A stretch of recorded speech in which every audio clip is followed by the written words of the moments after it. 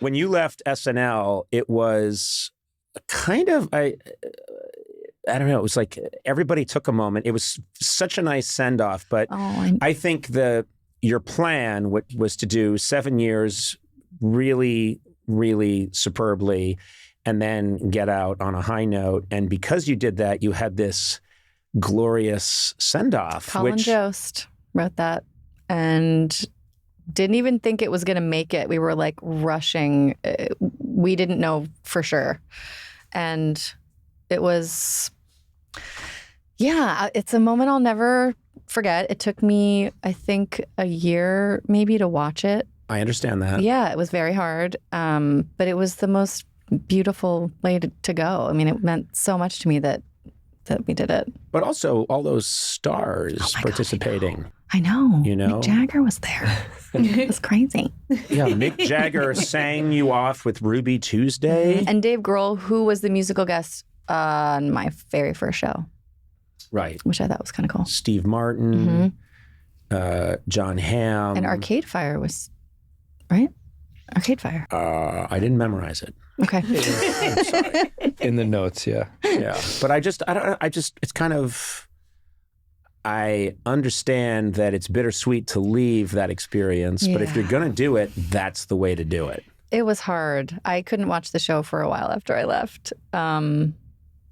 Because it's such an adjustment, as you know, when you're there. It's not just like this job you left. It's the building that you spend 20 hours a day in.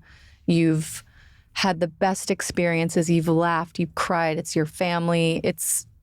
And you're just there, just physically, like many hours of the day.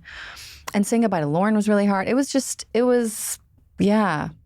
your life. I think, and it's your life. I think because I did a couple seasons at SNL, and then I leave and I go to The Simpsons. Then I come back for Late Night and do that for 16 years. So if you add it up, it was 20 years in that building. Yeah.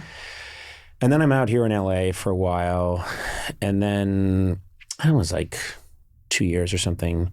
Some time passed, not too long, and I was going to go on Howard Stern, and I came back to New York, and I walked up by Rockefeller Center, and I was hit by every emotion you can have. And I'm very Irish and very proud of the fact that I don't experience emotions or acknowledge them, or I can sublimate them so much that I only realize later on that it came out of my sweat or something. Yeah. You know? You smell sad.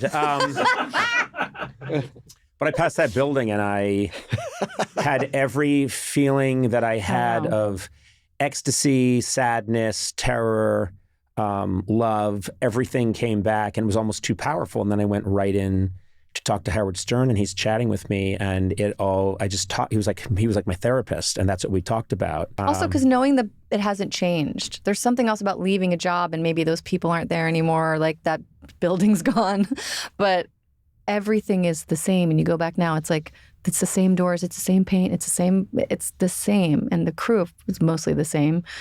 So I think knowing that it's still existing is like, I don't know, pulls on you a little more because you're like, I'm not there. Right. And there's part of, I can't speak for you, but there's part of me, a tyrannical tyrant in my brain that's thinking, it all should have stopped when I left.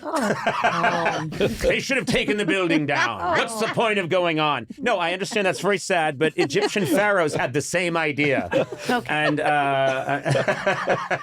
but I remembered, when I took over the late night show for Letterman in his first year, one night said to Paul, can you believe they're over there doing our show?